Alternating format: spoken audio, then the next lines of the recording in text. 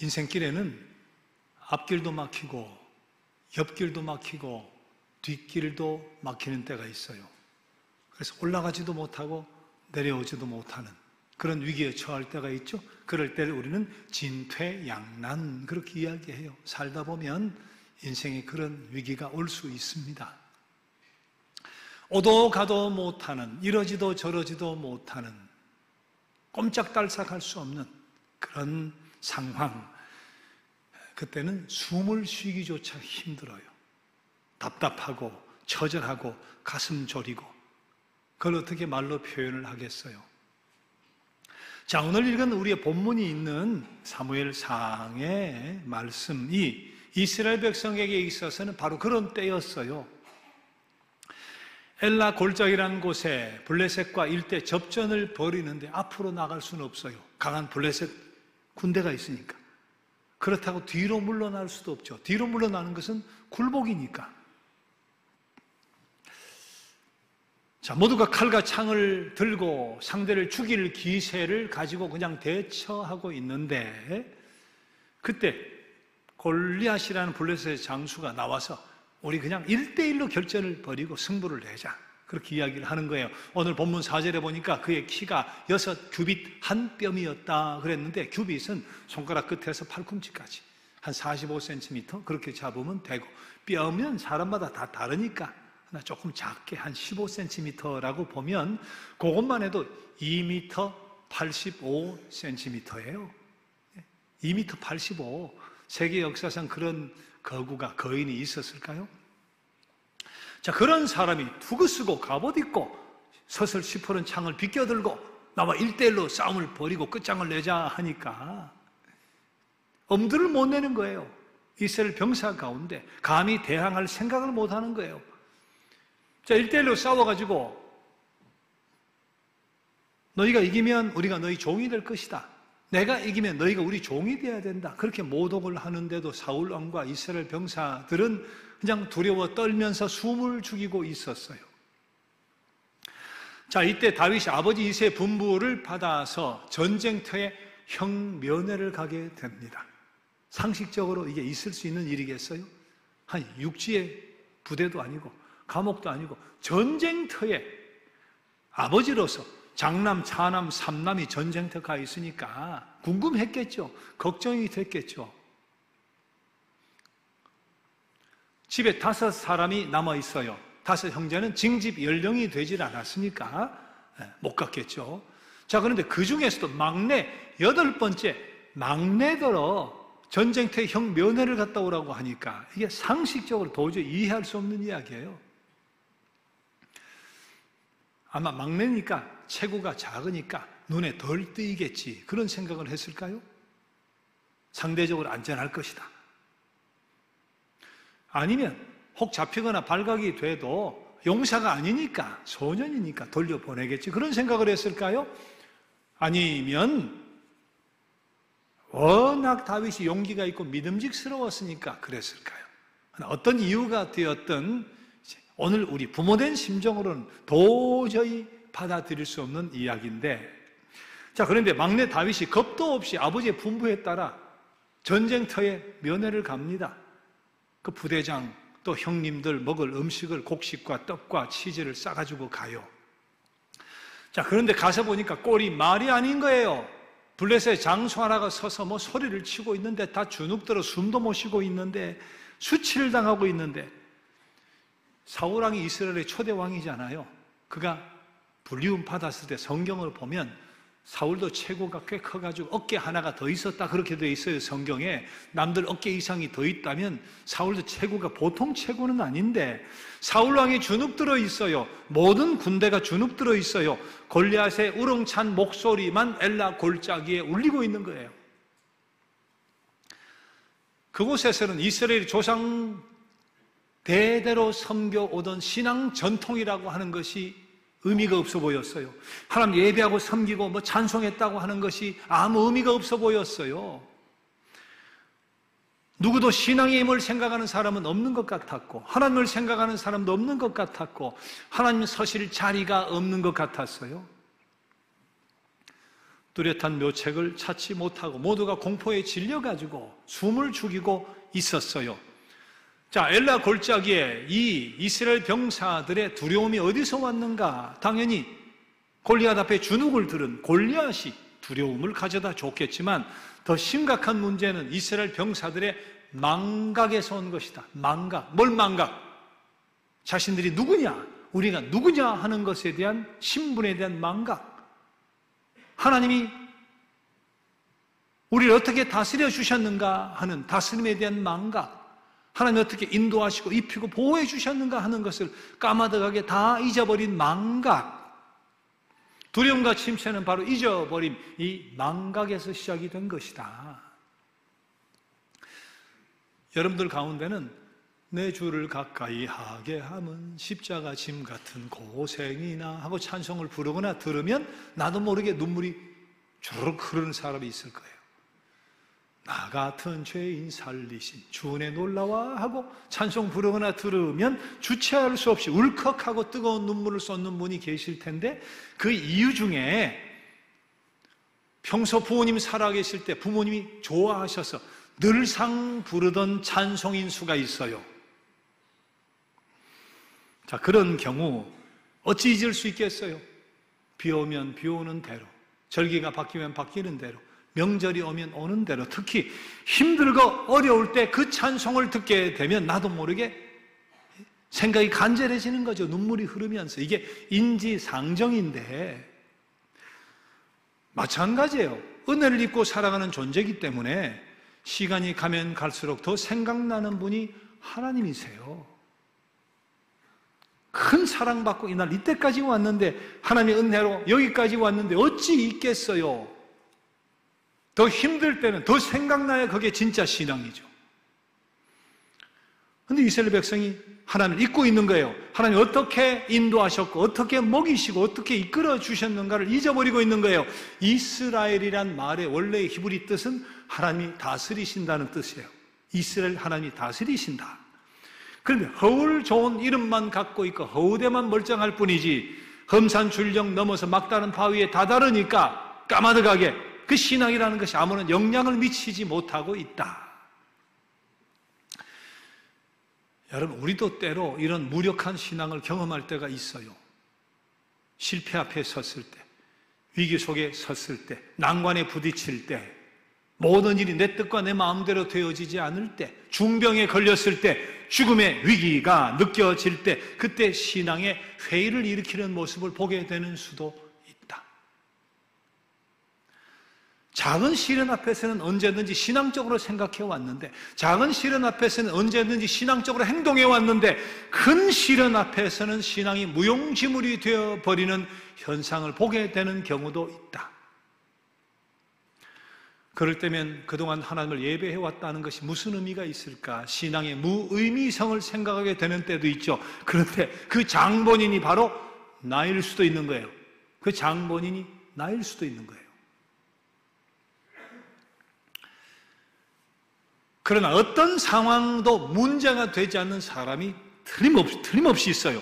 그 무엇도 문제가 되지 않는 사람이 틀림없이 있다. 모두가 죽음의 공포와 두려움에 휩싸여가지고 숨을 죽이고 침체되어 있는 그 상황 속에서 엘라 골짜기에서 가슴을 흔드는 한 사람을 만나게 됩니다. 그 암담한 상황에서 이렇게 말하죠. 이 할례 받지 않은 블레셋 사람이 무엇이기에 감히 하나님의 군대를 모독하느냐. 모두가 망각의 늪에서 허우적거리고 있을 때, 절망과 침체 속에 빠져 있을 때 담대히 서서 너희는 하나님의 군대다, 하나님이 붙들고 계시는 하나님의 군대다 하고 외치는 인물이 하나 있었단 말이에요. 그때 다윗의 나이가 20이 되질 않았습니다. 징집되지 않은 5 아들이 집에 있었으니까 연년생으로 낳았다고 해도 15살은 절대 넘어갈 수가 없어요. 그런데 그에게 분명한 자의식이 있었다. 자의식. 우리는 살아계신 하나님의 군대다. 하나님이 붙들고 계시는 하나님의 군대다. 분명한 자의식이 있었다. 다윗이 모두가 빠져든 두려움과 침체 속에서 벗어나 일어날 수 있었던 것은 분명한 자의식, 그의 자의식이 분명했다. 여러분, 우리가 무너지려고 할 때 자신이 누군가를 생각해 봐야 돼요. 낙심되고 낭망하게 될 때, 무기력함 속에서 몸을 떨게 될 때 내가 누구인가 하는 것을 분명히 생각해야 돼요. 내가 누굽니까? 베드로 전서 2장 9절 같이 읽어봐요. 너희는 택하신 족속이요 왕같은 제사장들이요 거룩한 나라요 그의 소유가 된 백성이니, 같이 다시 한번 봅니다. 너희는 택하신 족속이요 왕같은 제사장들이요 거룩한 나라요 그의 소유가 된 백성이니. 다윗의 이야기가 사울 왕에게 전달이 됐어요. 그리고 왕 앞에 불려가요. 근데 이게 초면이 아닙니다. 사울과 다윗의 만남, 이 순간이 초면이 아니에요. 자, 오늘 본문 바로 앞장 사무엘상 16장 4절을 보게 되면 사울왕이 악령에 들렸어요. 너무 번뇌가 심해가지고 수금을 잘 타고 노래를 잘 할 수 있는 사람을 찾으면 좋겠다. 신하들이 백방으로 알아보다가 다윗이 그런 능력을 가졌던가 봐요. 다윗을 수소문해서 왕 앞에 데려왔어요. 다윗이 수금을 타고 노래를 불렀습니다. 악령이 사라지기 시작하고 시원케 되면서 사울이 회복된 적이 있었어요. 자, 그 순간 다윗을 보았을 때 사울은 알아봤겠죠. 소년 다윗이 수금을 타고 노래를 부르는 순간 악령이 사라지고 시원케 되는 경험을 했던 사울. 그런데 그 순간 상식적으로 있을 수 없는 결정을 왕이 내립니다. 그 결정이 뭡니까? 이스라엘 군대를 대표해서 소년 다윗이 골리앗과 싸우게 되리라. 물론 그것이 다윗의 앞선 요청이었지만, 여러분, 온 이스라엘의 운명을 말이에요, 이 소년에게 맡긴 가당치 않은 일이죠. 있을 수 없는 일이죠. 세상이 웃을 일이죠. 함께 폭망하는 일이에요. 자폭이에요, 자폭. 그런데 그 순간 사울이 그런 생각을 했을 거예요. 하나님의 영에 사로잡혀서 자신을 괴롭히던 악령을 쫓아내는 하나님이 함께 하시는 사람이니까 상황이 역전될 수 있지 않을까, 그런 생각이 들었던가 봐요. 그의 믿음이 깨어났다는 뜻이 되는 수도 있어요. 믿음의 사람 다윗을 만나니까 사울에게도 믿음이 생겨나게 되었다, 하나님이 설 자리가 생겨나게 되었다, 그렇게 생각할 수도 있는 거죠. 다윗 손에 막대기를 들고서 물맷돌을 주우려고 시냇가에 갑니다. 그리고 무릎을 꿇습니다. 무릎을 꿇는 것은 조약돌, 물맷돌 5개를 주우려고 무릎을 꿇은 것이지만 그 순간 그것은 하나님께 대한 전적인 의지였어요. 하나님의 백성이 위기의 순간 무릎을 꿇는 것, 그건 하나님의 백성이 마땅히 해야 될 일이잖아요. 하나님께 사로잡힌 사람에게는 골리앗의 조소가 문제가 되질 않았어요. 거대한 골리앗이 말이죠, 창틀을 가지고 달려오는 것도 문제가 되질 않았어요. 왜? 골리앗보다 더 크고 위대하신 하나님을 보았기 때문에. 절망과 깊은 침체의 자리에 모두가 쓰러져 있는 그 자리에서 그가 넘어지지 않고 일어설 수 있었던 것, 오직 한 가지, 하나님께 대한 절대적인 신뢰, 하나님을 바로 믿는 믿음, 그 믿음 때문이었다. 하나님 임재를 강하게 느꼈던 그는 사자같이 포효처럼 들리는 골리앗의 소리도 별로 문제가 되질 않았다. 하나님 약속의 말씀 음성이 더 크게 들렸으니까, 하나님의 위대하심에 취해 있었으니까, 하나님의 권능을 노래하는 자였으니까. 모두가 무너진 자리에서 우리가 일어날 수 있는가 하는 것은 두 가지 달려 있어요. 우리가 하나님의 임재에 얼마나 취해 있는가, 그리고 스스로 얼마나 분명한 자의식을 가지고 있는가. 하나님의 임재에 얼마나 취해 있는가, 스스로 얼마나 분명한 자의식을 가지고 있는가, 이 둘에 따라 결정되는 거예요. 자신 의지하고 자기 힘만 의지하는 사람은 결국은 절망과 침체의 나락으로 한숨으로 떨어지게 되죠. 그런데 하나님의 임재에 사로잡혀서, 그리고 분명한 자의식을 가지고 나는 택하신 족속이다, 왕같은 제사장이다, 거룩한 나라다, 그의 소유가 된 백성이다, 분명한 자의식을 가지고 엘라 골짜기로 나아가는 사람에게 있어서는 두려움의 골짜기가 찬송의 골짜기로 바뀌게 되는 줄 믿으시기 바랍니다. 여호와는 나의 목자시니 내가 사망의 음침한 골짜기를 지날지라도 해 받을 것을 두려워하지 않는 것은 주께서 나와 함께 하심이라. 주의 지팡이와 막대기가 나를 안위하시나이다. 강철 대왕이라 불리우던 앤드류 카네기가 하루는 시장실에 들어가게 됐어요. 근데 집무실에 들어가니까 으리으리해요, 집무실이. 근데 넓은 벽에 그림이 하나 딱 붙어 있는데 모래사장에 버려진 노 하나가 있고 낡은 배 하나가 모래사장에 있는 거예요. 근데 그 그림 밑에 글씨가 쓰였어요. 반드시 밀물 때가 온다. 반드시 밀물 때가 온다. 그런데 그 그림이 너무 사이즈도 그렇고 너무 볼품이 없어가지고 휘황찬란한, 그리고 넓은 벽에 도저히 어울리지가 않는 거예요. 그래서 물었어요. 시장님, 저 그림을 왜 저기다 걸어 두셨어요? 자, 시장이 이야기를 했습니다. 자신이 젊었을 때 여러 가지 일을 벌였는데 버릴 즉즉 실패했다는 거예요. 그래서 너무 괴로워가지고 스스로 죽으려고 여러 번 결심도 했대요. 자, 그러던 어느 날 사장님실에 들어가게 됐는데 이 그림이 붙어 있더래요. 다른 사람 몰라도 최악의 상황 속에 순간을 살고 있는 그에게 굉장한 의미로 다가왔대요. 반드시 밀물 때가 온다. 반드시 밀물 때가 온다. 그래서 당돌하게 부탁을 했습니다. 정말 무례한 이야기예요. 사장님, 죄송한데 사장님 돌아가시게 되면 저 그림을 나에게 주실 수 있나요? 어떻게 돌아가시게 되면이란 말을 꺼내면서 그런 부탁을 하겠어요? 사장이 아무 말 없이 미소만 지었습니다. 그런데 며칠 뒤에 뭐 이렇게 쌓여가지고 큰 물건이 하나 왔는데 열어보니까 바로 그 그림이에요. 사장이 세상을 떠난 것도 아니고 건강한데 활력이 있는데 그 그림을 자신에게 보내준 거예요. 자신이 그 그림을 보면서 또 보면서 그를 마음에 새기고 또 새겼습니다. 반드시 밀물 때가 온다. 반드시 밀물 때가 온다.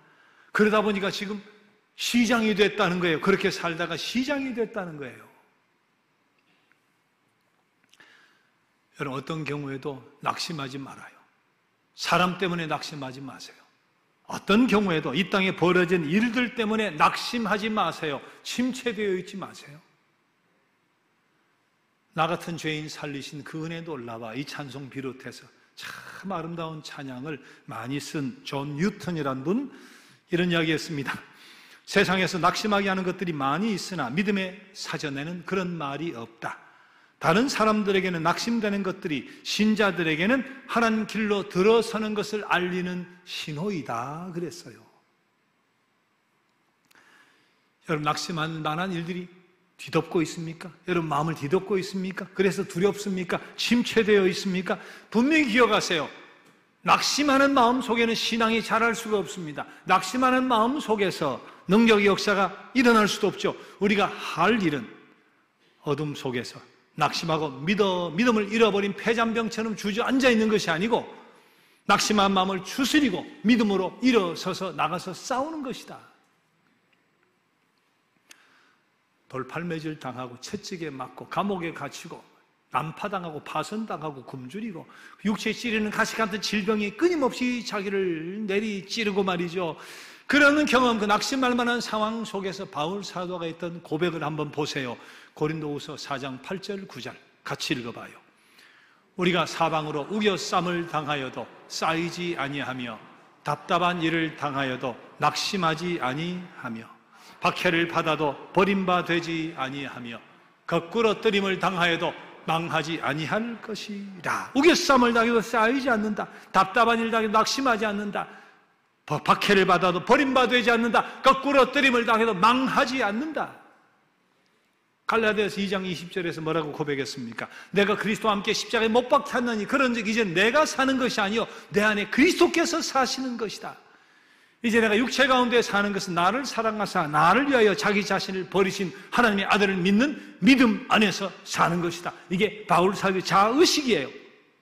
하나님의 손에 붙들려 성령의 임재에 취해 살아간 바울 사도의 자의식이다.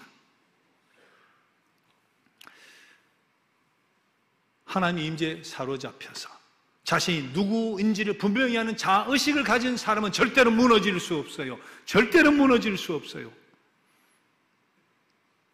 밤이 어두울수록 별빛은 빛나는 법이죠. 옛날에 깊은 우물 속에 들어가면 대낮에도 별을 볼 수 있었대요. 믿음이 바로 그런 거예요. 내가 처한 어두운 상황 속에서 오히려 보지 못하던 빛을 보고 그 빛의 인도함을 따라가는 것, 그게 믿음이다. 믿음의 실상은 어려울수록 강해지는 것이다. 믿음의 실상은 어두울수록 밝아지는 것이다. 주 안에 있는 나에게 딴 근심이 있으랴. 십자가 밑에 나가 내 짐을 풀었네. 같이 해봐요. 주님을 찬송하면서 할렐루야 할렐루야. 내 앞길 멀고 험해도 나 주님만 따라가리. 이게 믿음이에요. 이게 믿음이에요. 여러분, 시련과 침체는 누구에게나 옵니다. 예외가 없어요. 누구나 낙심할 수 있어요. 누구나 넘어질 수 있어요. 누구나 방황할 수 있어요. 누구나 염려할 수 있어요. 예외가 없어요. 그런 하나님을 끝까지 신뢰하고 달려가기로 작정하고 이를 악물고 달려가는 사람은 승리할 수 있다. 때로는 길이 있기나 한 건지, 가야 할 길이 있기나 한 건지, 답답한 현실 속에 내 앞에 모든 것이 결국은 길이 될 수 있다고 믿는 믿음만 있다면, 가로막고 서 있는 벼랑이 있고 비바람이 몰아친다고 해도 결코 물러설 수 없는 믿음만 있다면, 가도 끝이 없이 펼쳐지는 가시덤불이 내 발목을 잡고 있어도 결코 물러설 수 없는 믿음만 있다면, 가는 길이 너무 힘겨워 헉헉거리며 가야 할지라도 찢기고 피 흘려도 결코 물러설 수 없는 믿음만 있다면 결국 우리 앞에 모든 것이 길이 될 겁니다. 마침내 훤히 트여 잘 보이는 길에 서 있게 될 겁니다. 그렇습니다. 엘라 골짜기의 깊은 두려움과 침체의 늪 속에 빠져 있다 할지라도 끝까지 하나님을 신뢰할 수 있다면, 그리고 다윗같이 바울사도같이 분명한 자아의식을 갖고 있다면, 그래서 일어설 수 있다면 지금 이 순간에도 우리의 인생은 새롭게 시작될 수 있습니다. 인생의 엘라 골짜기에서 이 믿음 보기를 원합니다. 무엇보다 우리 주님께서 엘라 골짜기에 서 있는 당신의 자녀들에게서 이 믿음 보기를 원하시는 줄 믿습니다. 오늘 분이엘과 여신도들이 부른 찬양의 가사를 다시 한번 기억해 보세요. 외로이 지쳐 쓰러질 때, 절망이 짓누를 때, 너무 지쳐 기도할 수 없고 그저 눈물만 흐를 때에 주님은 그런 날 아시고 나를 꼭 안아주시네. 너는 내가 택한 자니 내 너를 사랑하노라. 내 너를 붙들리라. 내 너를 굳세게 하리라. 내가 너의 손을 잡았으니 두려워 낙심 말아라. 이 약속의 말씀을 꼭 붙드시기 바랍니다. 그리고 고백하세요. 나 주의 사랑 힘입어 늘 승리하리라. 언제나 주의 뜻, 주를 바라보며 주의 뜻 따라 살리라. 여러분, 이 믿음의 확신과 결단으로 엘라 골짜기에서도 믿음을 보게 되는, 그리하여 마침내 승리의 길을 걷게 되는 중앙의 모든 식구들 되시기를 주님의 이름으로 축원합니다. 오늘은 아까 불렀던 여신도 찬양, 내가 너를 붙들리라 찬양을 드릴 텐데, 아까 한번 들었죠? 지난 수요일 들어보신 분도 계시죠? 잘은 모르시겠지만 아는 부분 따라서 같이 한번 결단의 찬양으로 드려보겠습니다. 다 함께 일어나셔서 찬양 드립니다.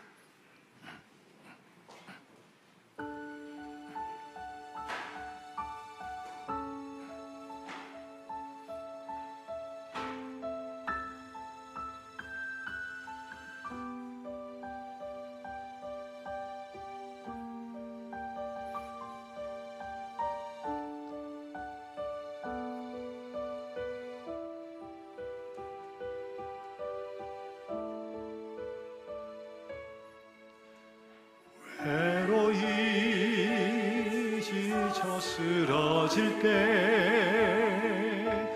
절망이 짓누를 때, 너무 지쳐 기도할 수 없고 그저 눈물만 흐를 때에 주님은 그런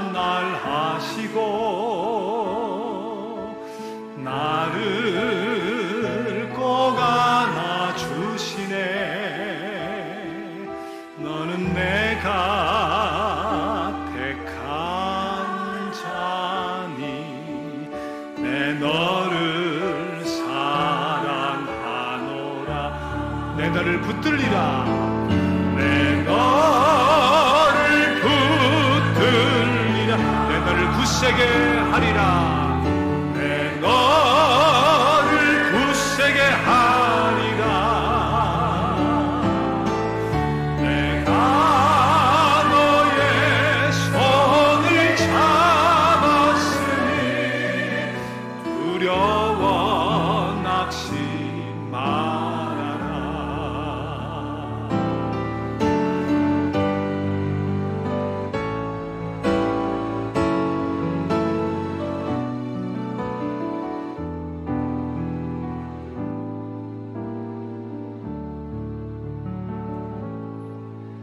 내 사랑 어여쁜 자야, 일어나 함께 가자. 겨울도 지나고 비도 그쳐 꽃이 피어 노래하누나. 푸르른 열매가 익었고 새들의 노래가 울리니 나의 사랑 어여쁜 자야, 일어나 함께 가. 내 너를 붙들리라. 내 너를 굳세게 하리라. 내 너를 굳세게, 내가 너의 손을 잡았으니, 내가 너의 손을 잡았으니 두려워 낙심 말아라. 나 주의 사랑 힘입어 늘 승리하리라. 어느 때나 주를 바라며 주의 뜻 따라 살리라.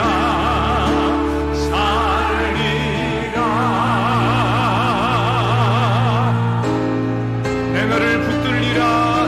내 너를 붙들리라. 굳세게 하리라. 내 너를 굳세게 하. 내가 너의 손을 잡았으니, 내가 너의 손을 잡았으니 두려워 낙심 말아라.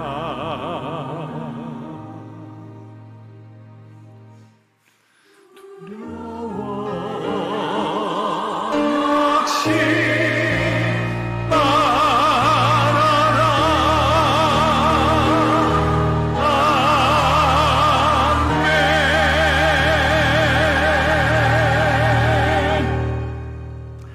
하나님, 우리가 살아가다 보면 두려워질 때가 있습니다.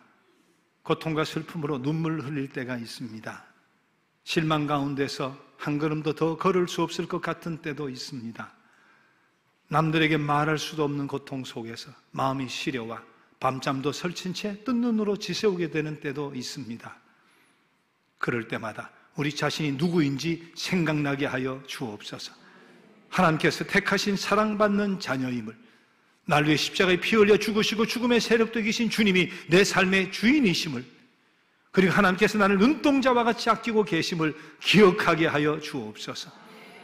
하나님을 전적으로 신뢰하고 의지함으로 그 어떤 상황도 문제가 될 것이 없는 사람, 세상에 그 어떤 문제가 될 것이 없는 사람이 되게 하여 주옵소서. 이제 인생의 그 어떤 엘라 골짜기에서도 믿음을 보게 되는 신실한 하나님의 백성이 되어 언제나 이기고 또 이기며 살아가야 할 부름받은 온 주의 자녀들 위해 우리 주님의 그 크신 은혜와 하나님 아버지 끝없으신 사랑하심과 성령님의 능력과 역사와 인도와 충만하심이 언제까지나 늘 함께해 주시옵기를 간절히 축원합니다. 아멘.